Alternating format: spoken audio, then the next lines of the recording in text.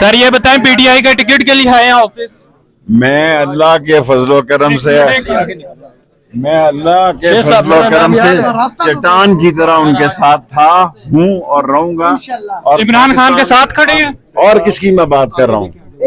तू हमेशा ऐसा सवाल करता है, हमेशा कि जो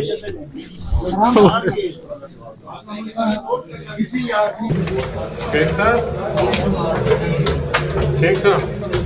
सर पीटीआई के ऑफिस में आज आप आ गए हैं, क्या कहना चाहेंगे? अचानक से वो भी सलाम